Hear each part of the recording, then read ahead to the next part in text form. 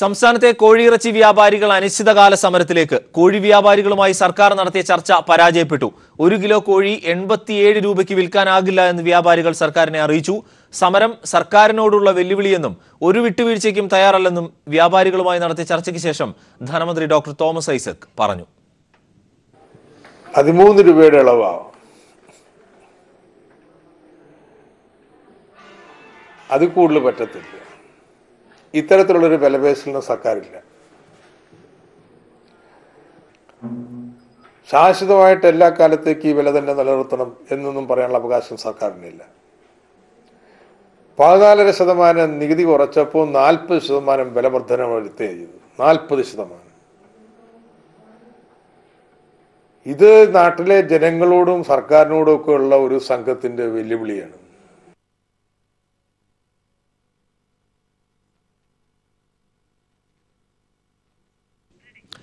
H Shah Jahan ആലപ്പുഴയിൽ നിന്ന് വിവരങ്ങൾ നൽകും. ഷാജി, ഈ വ്യാപാരികളുടെ നിലവിലെ ആവശ്യം എന്താണ്? കാരണം കുറഞ്ഞ വിലയ്ക്ക് കോഴിയെ സർക്കാർ എത്തിക്കുമെങ്കിൽ 87 രൂപയ്ക്ക് കൊടുത്തുകൊള്ളാമെന്നായിരുന്നല്ലോ അവർ പറയുന്നത്.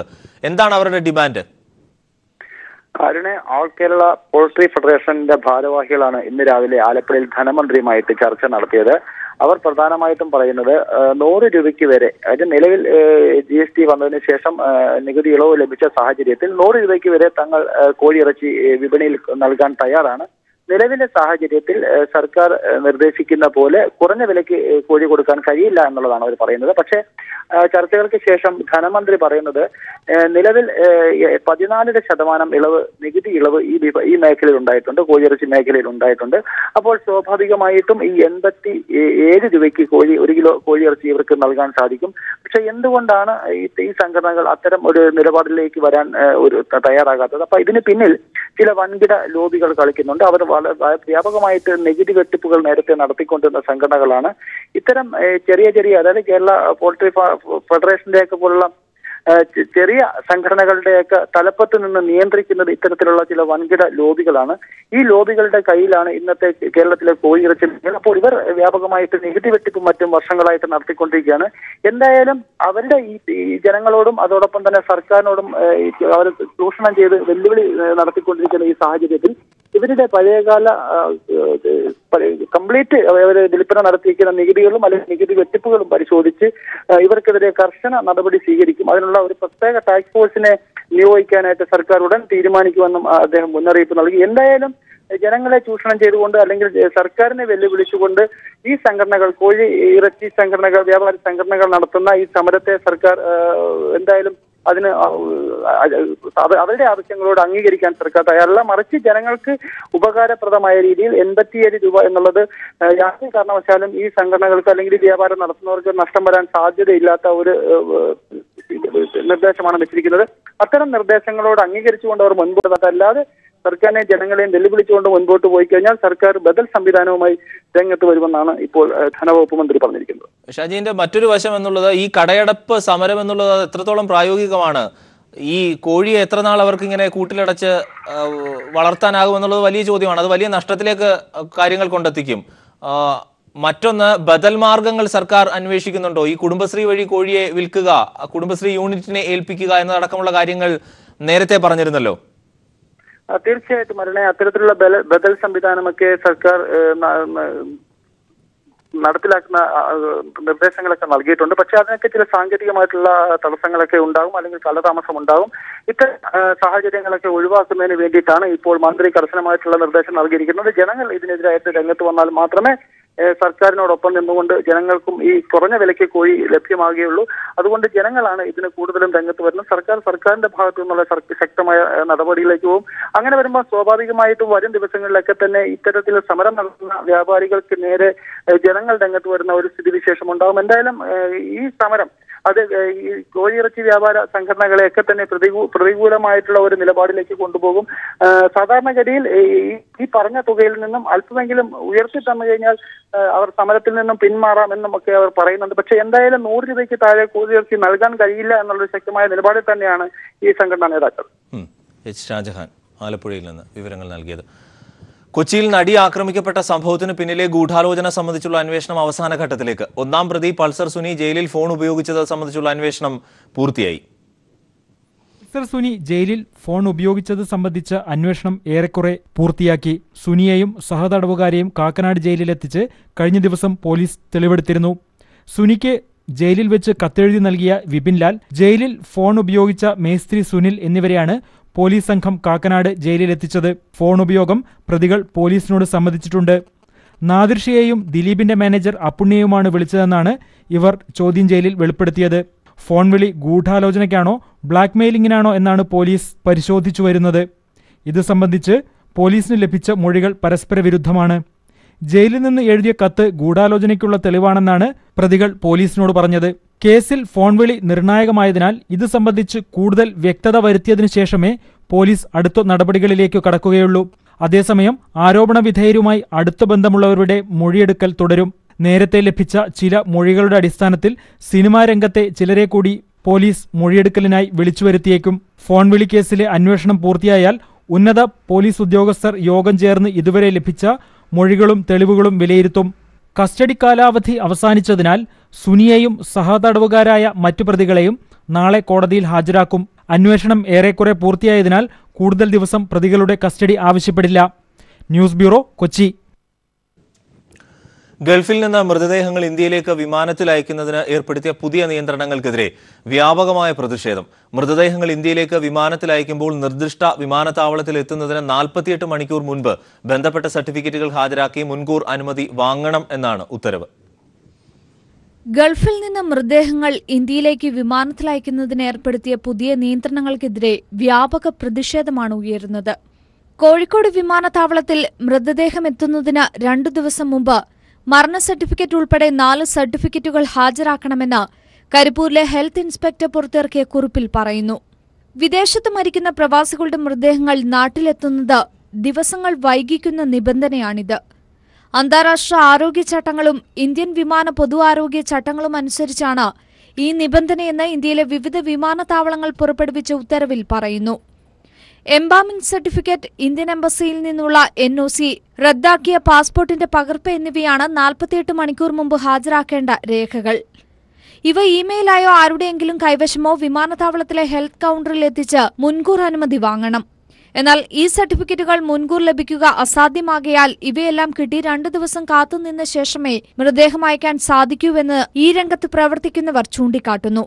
മൃതദേഹം കൊണ്ടുപോകാനുള്ള വിമാന ടിക്കറ്റ് ഹാജരാക്കിയാലേ UAE-യിലെ എംബാമിംഗ് കേന്ദ്രങ്ങളിൽ നിന്ന് എംബാം സർട്ടിഫിക്കറ്റുകൾ ലഭിക്കൂ എന്നതാണ് അവസ്ഥ. നിലവിൽ പ്രവാസികൾ മരിച്ചാൽ അന്നു തന്നെയോ അല്ലെങ്കിൽ പിറ്റേന്നോ മൃതദേഹം നാട്ടിലെത്തിക്കാനാവുന്നുണ്ട്. എന്നാൽ പുതിയ നിയന്ത്രണങ്ങൾ വരുന്നത് മൃതദേഹം നാട്ടിലെത്തിക്കുന്നത് ദിവസങ്ങളോളം വൈകിക്കും. News bureau, Dubai. വിദേശത്ത് നിന്ന് മൃതദേഹം എത്തിക്കുന്നതിന് 48 മണിക്കൂർ മുമ്പ് രേഖകൾ എയർപോർട്ടിൽ എത്തിക്കണമെന്ന പുതിയ വ്യവസ്ഥ അപ്രായോഗികവും അംഗീകരിക്കാനാകാത്തതുമാണ് എന്ന് മുഖ്യമന്ത്രി പിണറായി വിജയൻ. ഗൾഫ് മേഖലയിൽ നിന്ന് മൃതദേഹം എത്രയും വേഗം നാട്ടിലെത്തിക്കാൻ ആവശ്യമായ നടപടികളാണ് വേണ്ടത്. അടിയന്തരമായി ഈ പ്രശ്നത്തിൽ ഇടപെട്ട് പുതിയ വ്യവസ്ഥകൾ പിൻവലിക്കാൻ കേന്ദ്ര സിവിൽ ഏവിയേഷൻ വകുപ്പ് മന്ത്രി തയ്യാറാകണം എന്നാവശ്യപ്പെട്ടുവെന്നും മുഖ്യമന്ത്രി ഫേസ്ബുക്ക് പോസ്റ്റിൽ പറഞ്ഞു. ഇന്ത്യൻ വ്യവസായ മേഖലയിൽ നിക്ഷേപിക്കാൻ സ്വകാര്യ സംരംഭകർ മടിക്കുന്നതായി കണക്കുകൾ. 1992 ശേഷം ഏറ്റവും കുറവ് നിക്ഷേപമുണ്ടായത് ഈ വർഷമാണ്. പദ്ധതി ചെലവുകളും കോർപ്പറേറ്റ് കമ്പനികൾ കുറയ്ക്കുന്നു. നിക്ഷേപ സാഹചര്യം ഇല്ല എന്ന് വിലയിരുത്തൽ. സ്വകാര്യ മേഖലയിൽ വൻ നിക്ഷേപം നടക്കുന്നുണ്ട് എന്ന കേന്ദ്ര സർക്കാരിന്റെ അവകാശവാദത്തിനിടയിലാണ് പുതിയ കണക്ക് പുറത്തുവന്നിരിക്കുന്നത്.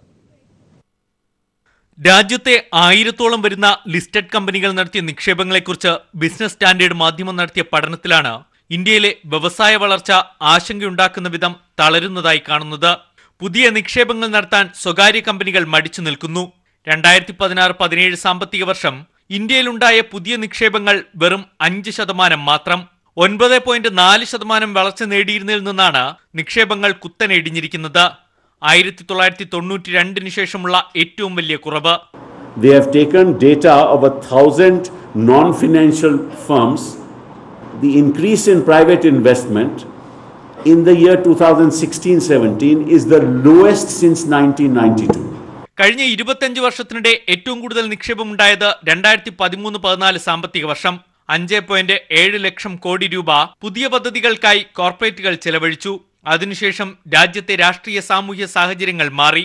തൊട്ടടുത്ത സാമ്പത്തിക വർഷം മുതൽ വളർച്ച താഴോട്ട്.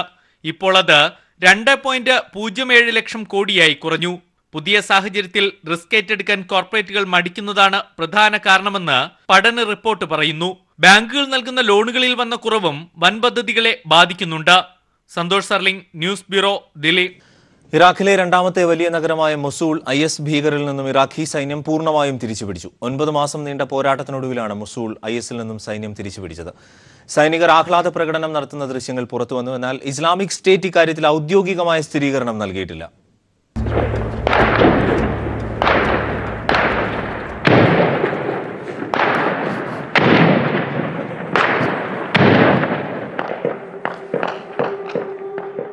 മൊസൂൾ വീഴുന്നത് IS വിരുദ്ധ പോരാട്ടത്തിലെ നാഴികക്കല്ലാണ്. 9 മാസം നീണ്ട പോരാട്ടത്തിനൊടുവിലാണ് ഇറാഖിലെ രണ്ടാമത്തെ വലിയ നഗരമായ മൊസൂൾ ISൽ നിന്നും സൈന്യം തിരിച്ചുപിടിച്ചത്. സൈനികരുടെ പോരാട്ടം അന്തിമ വിജയത്തിലേക്കാണെന്ന സൂചനകളാണ് ലഭിക്കുന്നത്. മൊസൂളിന്റെ ഭൂരിഭാഗവും ഇറാഖ് സേന വിജയമുറപ്പിച്ചു. IS തീവ്രവാദികളെ പൂർണ്ണമായും തുരത്താനുള്ള പോരാട്ടം ഇനി ഏതാനും മീറ്ററുകൾ കൂടി പിടിച്ചെടുക്കുന്നതോടെ പൂർത്തിയാകും. ശക്തമായ ചെറുത്തുനിൽപ്പുകളെ വിപുലമാക്കിക്കൊണ്ടാണ് സേനയുടെ മുന്നേറ്റം. 100,000-ലധികം മനുഷ്യരെ മനുഷ്യകവചമാക്കിയായിരുന്നു മൊസൂളിൽ IS ഭീകരർ പിടിമുറുക്കിയിരുന്നത്. ഇതിനെതിരെ ഐക്യരാഷ്ട്ര സംഘടന രംഗത്ത് വന്നിരുന്നു. മൊസൂൾ കീഴടക്കിയാൽ സമീപത്തെ ഗ്രാമങ്ങൾ കേന്ദ്രീകരിച്ച് IS ആക്രമണം തുടരുമെന്നാണ് സൂചന. 3 വർഷം മുൻപാണ് ആയിരക്കണക്കിന് IS ഭീകരർ മൊസൂൾ പിടിച്ചടക്കിയത്. ISന്റെ തലസ്ഥാനമെന്നറിയപ്പെടുന്ന മൊസൂളിൽ ഏൽക്കുന്ന തിരിച്ചടി IS എങ്ങനെ പ്രതിരോധിക്കുമെന്നാണ് ലോകം കാത്തിരിക്കുന്നത്. International desk. വാണിജ്യ കാലാവസ്ഥാ നയങ്ങളിൽ ഡൊണാൾഡ് ട്രംപിന്റെ നിലപാടിനെ വഴിക്കുവിട്ട് G20 ഉച്ചകോടിക്ക് സമാപനം. വിപണിയെ സംരക്ഷിച്ചു നിർത്താൻ ന്യായമായ നടപടികൾ സ്വീകരിക്കാമെന്ന പ്രമേയം ഉച്ചകോടി പാസാക്കി. ആഗോള താപനത്തിന് പ്രധാന കാരണമായ ഫോസിൽ ഇന്ധനങ്ങൾ ഉപയോഗിക്കുന്നത് തുടരാനുള്ള തീരുമാനത്തിനും ഉച്ചകോടി അംഗീകാരം നൽകി. ലോകത്തെ സാമ്പത്തിക ശക്തികളായ രാജ്യങ്ങൾക്കിടയിൽ ഐക്യം നിലനിർത്തുന്നതിനായി വാണിജ്യ കാലാവസ്ഥാ നയങ്ങളിൽ US പ്രസിഡന്റ് ഡൊണാൾഡ് ട്രംപിന്റെ നിലപാട് G20 ഉച്ചകോടി അംഗീകരിച്ചു. കാലാവസ്ഥാ വാണിജ്യ നയങ്ങളിൽ അഭിപ്രായ ഐക്യത്തിലെത്താൻ ഉച്ചകോടിക്കായില്ല. 2015 പാരീസ് ഉടമ്പടിയിൽ സ്വന്തം വഴിക്ക് പോകാനുള്ള US തീരുമാനത്തെ അംഗീകരിക്കുന്നതായി അംഗരാജ്യങ്ങൾ വ്യക്തമാക്കി. സമ്മേളനം പുറത്തിറക്കിയ 20 രാജ്യങ്ങൾ ഒപ്പിട്ട നയരേഖയിലാണ് ട്രംപിന്റെ വാദങ്ങളെ അംഗീകരിക്കുന്നതായി വ്യക്തമാക്കുന്നത്. വിപണിയെ സംരക്ഷിച്ചു നിർത്താൻ ന്യായമായ നടപടികൾ സ്വീകരിക്കാമെന്ന് ഉച്ചകോടി പാസാക്കിയ പ്രമേയത്തിൽ പറയുന്നു. ഉച്ചകോടിയിലെ ഭിന്നത വെളിവാക്കുന്നതാണ് പ്രമേയമെന്ന് ജർമ്മൻ ചാൻസലർ ആംഗല മെർക്കൽ പറഞ്ഞു. അതേസമയം ഫോസിൽ ഇന്ധനങ്ങളുടെ ഫലപ്രദമായ ഉപയോഗത്തിന് മറ്റു രാജ്യങ്ങളുമായി സഹകരിക്കാനുള്ള വാഷിംഗ്ടണിന്റെ താൽപര്യത്തെയും സമ്മേളനം അംഗീകരിച്ചു. വൻ പ്രതിഷേധ പ്രകടനങ്ങൾക്കിടെയാണ് G20 സമ്മേളനം നടന്നത്. 10,000 പ്രതിഷേധക്കാർ മാർച്ചിൽ പങ്കെടുത്തു. 2019 G20 ഉച്ചകോടി ജപ്പാനിലും 2020 സൗദി അറേബ്യയിലും നടക്കും. കാലാവസ്ഥാ ഉച്ചകോടി ഡിസംബർ 12 നടക്കും. International desk. കൊല്ലം ചക്കുവള്ളിയിൽ DYFIക്കെതിരെ യൂത്ത് കോൺഗ്രസ് പ്രതിഷേധം. ഗ്രൂപ്പ് വഴക്കിൽ അടിച്ചു പിരിഞ്ഞ DYFI പ്രവർത്തകരുടെ ആക്രമണത്തിനെതിരെ സംഘടിപ്പിച്ച പ്രതിഷേധമാണ് AI ഗ്രൂപ്പ് പ്രവർത്തകരുടെ പരസ്യ ഏറ്റുമുട്ടലിനെ തുടർന്ന് അടിച്ചുപിരിഞ്ഞത്. പ്രവർത്തകർ തെരുവിൽ ഏറ്റുമുട്ടാനൊരുങ്ങി. ഇന്നലെ വൈകിട്ട് ശാസ്താംകോട്ട ചക്കുവള്ളിയിലാണ് സംഭവം. DYFI പ്രവർത്തകർ യൂത്ത് കോൺഗ്രസ് പ്രവർത്തകരെ ആക്രമിക്കുന്നുവെന്ന് ആരോപിച്ച് യൂത്ത് കോൺഗ്രസ് പ്രവർത്തകർ സംഘടിപ്പിച്ച പ്രതിഷേധ യോഗമാണ് ഗ്രൂപ്പ് വഴക്കിൽ ഉപേക്ഷിച്ചത്. ചക്കുവള്ളി മയ്യത്തുങ്കര പള്ളിയുടെ കൺവെൻഷൻ സെന്റർ ഉദ്ഘാടനത്തിന് ഉമ്മൻചാണ്ടിയെ സംഘാടകർ ക്ഷണിച്ചിരുന്നു. എന്നാൽ യൂത്ത് കോൺഗ്രസ് സംസ്ഥാന സെക്രട്ടറി ശാസ്താംകോട്ട സുധീറിന്റെ പേര് നോട്ടീസിൽ ഉൾപ്പെടുത്താത്തതിനെ തുടർന്ന് സുധീർ ഉമ്മൻചാണ്ടിയെ പിന്തിരിപ്പിച്ചുവെന്നും അതിനാൽ പ്രതിഷേധ യോഗത്തിൽ സുധീറിനെ പങ്കെടുപ്പിക്കരുതെന്ന് ആവശ്യപ്പെട്ട് CR മഹേഷിന്റെ നേതൃത്വത്തിൽ I ഗ്രൂപ്പ് പ്രവർത്തകർ യോഗം നടത്താൻ അനുവദിച്ചില്ല. ഇവർ തമ്മിലുള്ള വാക്കേറ്റം കയ്യാങ്കളിയുടെ വക്കിലെത്തിയതോടെ പ്രതിഷേധ യോഗം പിരിച്ചുവിടുകയായിരുന്നു.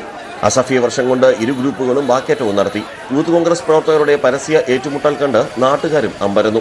Kanjiravila Ajayakumar, KSU general secretary Suhair Ansari തുടങ്ങിയവരും വേദിയിലുണ്ടായിരുന്നു. CR മഹേഷിനെ യൂത്ത് കോൺഗ്രസിൽ തിരിച്ചെടുത്തത് A ഗ്രൂപ്പിനെ ചൊടിപ്പിച്ചിരുന്നു. AI ഗ്രൂപ്പ് തെരുവിൽ എത്തുന്ന തരത്തിൽ അകൽച്ച കൂടി. അതേസമയം സംഘടനാ തെരഞ്ഞെടുപ്പ് മുന്നിൽ കണ്ട് I ഗ്രൂപ്പിനെ ദുർബലപ്പെടുത്താനുള്ള സഹന നീക്കങ്ങളും A ഗ്രൂപ്പ് ശക്തമാക്കിയതിന്റെ സൂചനയാണ് ഉമ്മൻചാണ്ടിയുടെ പിന്മാറ്റവും ചക്കുവള്ളിയിലെ തുടർ സംഭവങ്ങളും. Rajkumar, news bureau, Kollam. Rajkumar telephone line. Rajkumar, ഈ ഒരുമിച്ച് വിളിച്ചു ചേർത്ത പ്രതിഷേധ യോഗത്തിലാണോ ഗ്രൂപ്പ് തിരിഞ്ഞ് തല്ലിയത് യൂത്ത് കോൺഗ്രസുകാർ? ഒരു അവസരത്തിന് വേണ്ടി കാത്തിരുന്നത് പോലെയാണ് AI ഗ്രൂപ്പുകാർ, അതായത് ശാസ്താംകോട്ട ചക്കുവള്ളിയിൽ പരസ്യമായി വൈകിട്ട് ഏറ്റുമുട്ടിയത്. ഇവര് ഈ CR മഹേഷ് യൂത്ത് കോൺഗ്രസിൽ രാഹുൽ ഗാന്ധിയെ വിമർശിച്ചതിനെ തുടർന്ന് യൂത്ത് കോൺഗ്രസിൽ നിന്ന് പുറത്താക്കപ്പെട്ട CR മഹേഷ് അല്പം കഴിഞ്ഞ മാസമാണ് യൂത്ത് കോൺഗ്രസിലേക്ക് മടങ്ങിയെത്തിയത്. അതിനുശേഷം സംഘടിപ്പിച്ചത് DYFI CPM പ്രവർത്തകർ യൂത്ത് കോൺഗ്രസുകാരെ മുഖംമൂടി അണിഞ്ഞ് ആക്രമിക്കുന്നു, പരിക്കേൽപ്പിക്കുന്നു, പ്രവർത്തിക്കാൻ അനുവദിക്കുന്നില്ല തുടങ്ങിയ നിരവധി ആരോപണങ്ങൾ ഉന്നയിച്ചുകൊണ്ടാണ് ചക്കുവള്ളിയിൽ ഇങ്ങനെ ഒരു പ്രതിഷേധ യോഗം സംഘടിപ്പിച്ചത്. ഈ യോഗത്തിൽ CR മഹേഷ് ഉൾപ്പെടെയുള്ളവർ പങ്കെടുക്കുകയും ചെയ്തിരുന്നു. ഇതിന് കാരണമായി പറയുന്നത് ഇതിൽ യൂത്ത് കോൺഗ്രസിന്റെ സംസ്ഥാന ജനറൽ സെക്രട്ടറി ആയിട്ടുള്ള സുധീർ, ഇദ്ദേഹം ഉമ്മൻചാണ്ടി പങ്കെടുക്കേണ്ട ഒരു പരിപാടിയിൽ നിന്ന് ഉമ്മൻചാണ്ടിയെ പിന്തിരിപ്പിച്ചു. അവിടെ ഒരു പള്ളിയുടെ കൺവെൻഷൻ സെന്റർ ഉദ്ഘാടനത്തിന് ഉമ്മൻചാണ്ടിയെ ക്ഷണിച്ചിരുന്നു. അതിൽ ഉമ്മൻചാണ്ടി പങ്കെടുക്കരുതെന്ന് സുധീർ ആവശ്യപ്പെട്ടു. അതിന് സുധീറിന് ഇവർ പറയുന്ന ആരോപണം, സുധീറിനെ അവിടുത്തെ പരിപാടിയിൽ നോട്ടീസിൽ പേര് വെച്ചിരുന്നില്ല, അതുകൊണ്ടാണ് ഉമ്മൻചാണ്ടിയെ ആ പരിപാടിയിൽ നിന്ന് ഒഴിവാക്കി എന്നുള്ളതാണ് യൂത്ത് കോൺഗ്രസിലെ ഒരു പറയുന്നത്. എന്തായാലും ആ പ്രശ്നത്തിന്റെ പേരിൽ ഉമ്മൻചാണ്ടിയെ ഒഴിവാക്കി, ആ പരിപാടി കുളവാക്കി എന്നുള്ളത് ആരോപിച്ചാണ് CR മഹേഷ് പങ്കെടുത്ത പ്രതിഷേധ യോഗത്തിൽ സുധീർ എത്തിയപ്പോൾ പങ്കെടുപ്പിക്കാൻ അനുവദിക്കില്ല എന്ന് ആക്രോശിച്ചുകൊണ്ട് ഐ ഗ്രൂപ്പിന്റെ തന്നെ CR മഹേഷിന്റെ നേതൃത്വത്തിലുള്ള ഒരു ഭാഗം രംഗത്ത് വരികയും അവസാനം പോലീസിന് ഇടപെടേണ്ടി വന്നു. ആ സ്ഥലത്തെ കയ്യാങ്കളിയുടെ വക്കിൽ വരെ എത്തിയപ്പോൾ യോഗം പിരിച്ചുവിടുകയാണ് ഉണ്ടായത്. വിദ്യാഭ്യാസ വായ്പാ കുടിശ്ശിക വന്നവർക്ക് സംസ്ഥാന സർക്കാർ പ്രഖ്യാപിച്ച സഹായ പദ്ധതിയുമായി ബാങ്കുകൾ സഹകരിക്കണമെന്ന് വൈദ്യുതി വകുപ്പ് മന്ത്രി M.M. മണി. വായ്പയെടുത്ത് തിരിച്ചടവ് മുടങ്ങിയവർക്കായി CPIMന്റെ നേതൃത്വത്തിൽ നടന്ന പ്രത്യേക കൺവെൻഷൻ ഇടുക്കി ചെറുതോണിയിൽ ഉദ്ഘാടനം ചെയ്യുകയായിരുന്നു മന്ത്രി.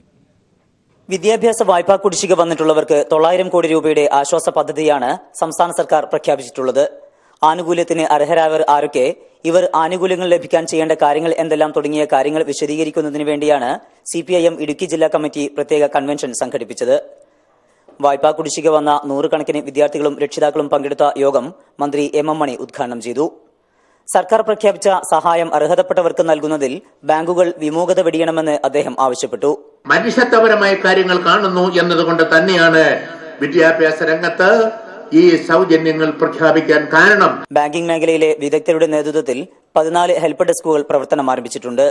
പരിപാടിക്ക് CV Varghese, Romeo Sebastian, PN Vijayan തുടങ്ങിയവർ നേതൃത്വം നൽകി. News bureau, Idukki. സ്വർണത്തിന് ഈടാക്കുന്ന GST പൂർണ്ണമായും പ്രത്യേക ഡിസ്കൗണ്ടായി ഉപഭോക്താക്കൾക്ക് തന്നെ തിരിച്ചു നൽകുമെന്ന് മലബാർ ഗോൾഡ് ആൻഡ് ഡയമണ്ട്സ്. ഇതിലൂടെ സ്വർണ്ണ വ്യാപാര രംഗത്ത് പുതിയ ഉപഭോക്തൃ സൗഹൃദത്തിന് മലബാർ ഗോൾഡ് തുടക്കമിടുകയാണ് എന്ന് ചെയർമാൻ MP അഹമ്മദ് അറിയിച്ചു. സ്വർണത്തിന് ഇതിലൂടെ വലിയ വിലക്കുറവ് ഉണ്ടാകുമെന്നും GST സ്വർണ്ണ വ്യാപാര രംഗത്തിന് നേട്ടമാണെന്നും അദ്ദേഹം പറഞ്ഞു. ബില്ലില്ലാതെയുള്ള അനധികൃത വിൽപ്പനയ്ക്കെതിരെ സർക്കാർ കർശന നടപടി സ്വീകരിക്കണമെന്നും കോഴിക്കോട് നടത്തിയ വാർത്താ സമ്മേളനത്തിൽ MP അഹമ്മദ് പറഞ്ഞു. കമ്പനിയുടെ M-Connect എന്ന മൊബൈൽ ആപ്പും വാർത്താ സമ്മേളനത്തിൽ പരിചയപ്പെടുത്തി.